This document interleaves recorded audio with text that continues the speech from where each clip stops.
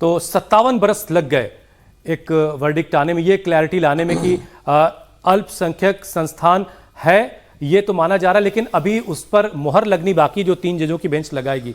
तो आपकी जो लीगल टीम है वो क्या कह रही, कितना और अभी इंतजार होगा जिसके बाद ये आपको पता चलेगा कि भाई ये माइनॉरिटी स्टेटस है इसका?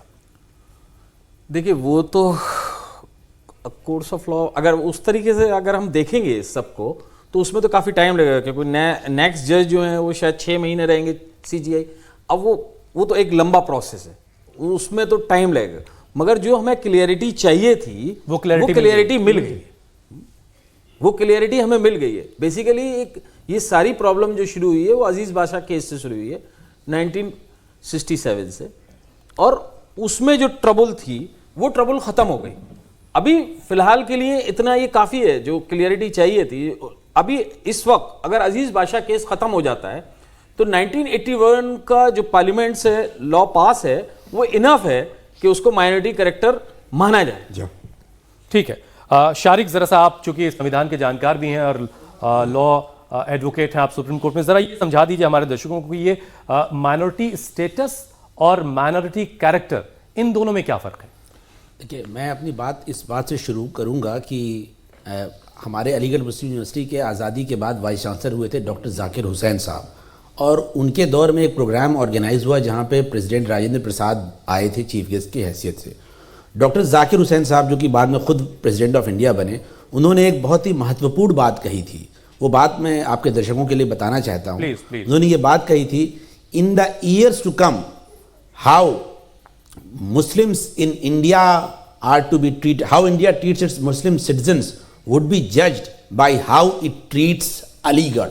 तो ये इसका महत्व है कि अलीगढ़ मुस्लिम यूनिवर्सिटी की जो आइडेंटिटी है वो एक आम यूनिवर्सिटी की नहीं है, वो एक बहुत बड़ी आइडेंटिटी है, और जो इस बात में डॉक्टर जाकिर हुसैन की बात से ये रिफ्लेक्ट होती है।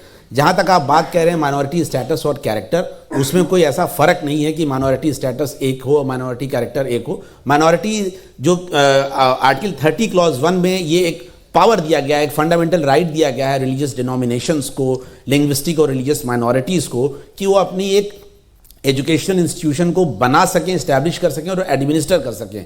आपने एक जो सबसे पहला सवाल पूछा था हमारे सीनियर लर्नेड काउंसिल एजाज मकबूल साहब से कि माइनॉरिटी जजमेंट इसमें डिसेंटिंग ओपिनियन क्या रहा, उसमें जो सबसे महत्वपूर्ण बात है वो ये है कि अजीज बादशाह में कहा गया कि आपने अलीगढ़ मुस्लिम यूनिवर्सिटी को इस्टेब्लिश नहीं किया गया और एडमिनिस्टर भी आप नहीं करते हैं, जो कि जस्टिस सतीश चंद्र शर्मा जिसमें थर्ड डिसेंटिंग ओपिनियन जिन्होंने लिखा है, उन्होंने कहा है कि ना आपने इसको इस्टेब्लिश किया है एज पर अजीज बादशाह, ना ही आप इसको एडमिनिस्टर करते हैं। There is always an external factor in the administration of Aligarh Muslim University, तो इसलिए ये माइनॉरिटी स्टेटस के लिए एंटाइटल्ड नहीं है। अब जो सबसे महत्वपूर्ण एक और आगे बात जाती है कि इलाहाबाद हाईकोर्ट का जजमेंट अजीज बादशाह पे था। अजीज बादशाह किस पर था ये देखना सबसे जरूरी है। अजीज बादशाह 1955 का एक एक्ट आया था, दरगाह ख्वाजा साहब एक्ट 1955, जिसको चैलेंज किया कुछ खादिमों ने सुप्रीम कोर्ट में, और उसमें उन्होंने अपने उस जो गवर्न करने का जो पावर था वो दीवान को दे दिया गया था। कुछ लोगों को जो गवर्नमेंट ऑफ इंडिया बहुत पहले से, या गवर्नमेंट ऑफ इंडिया के एग्जिस्टेंस से पहले मुगल एम्परर्स के टाइम से वो प्रथा चली आ रही थी, उसको उन्होंने लीगलाइज कर दिया एक्ट से। उसको खादिमों ने चैलेंज किया। खादिमों के इस चैलेंज को सुप्रीम कोर्ट में वो जो चैलेंज किया गया उसमें कहा गया कि आर्टिकल 26 का हमारा वायलेशन है। सुप्रीम कोर्ट ने उसमें कहा कि 26 COD का कोई वायलेशन नहीं है, क्योंकि आपको ये 26 COD में कहा गया है establish and administer property in accordance with law, और उसी रीजनिंग को यहां पर भी ला दिया गया, जिसको कल चीफ जस्टिस चंद्रचूड़ ने प्रॉपरली डिस्टिंग्विश किया और रूल करने से पहले अपनी रीजनिंग में इस बात को वाजह किया कि दरगाह का जो ये केस है 1963 का, ये बिल्कुल भी एप्लीकेबल नहीं है, और उसकी जो फाउंडेशन थी उसको पूरी तरह से बुलडोज कर दिया। बहुत सारे लोग ये कहते हैं कि AMU दरअसल राजनीति का शिकार हो गई है। एक अलीगढ़ के जो बीजेपी के सांसद हैं सतीश गौतम, उनकी बात आपको सुनवाऊं, उससे पहले जरा अपनी ऑडियंस में से कुछ सवाल ले लेते हैं। आप लोगों के पास कुछ सवाल है भाई, क्या नाम है आपका, जरा बताइए।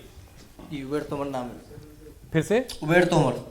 उबैर तोमर, क्या सवाल क्या है आपका? सर, मेरा सवाल ये है कि AMU में एडमिशन लेने के लिए उर्दू भाषा आना अनिवार्य है? ये बहुत सारी AMU को लेकर के तरह तरह की बातें होती हैं भाई। आप ही बता दें मुदस्सिर कि क्या उर्दू लैंग्वेज जानना ज़रूरी है वहाँ एडमिशन के लिए?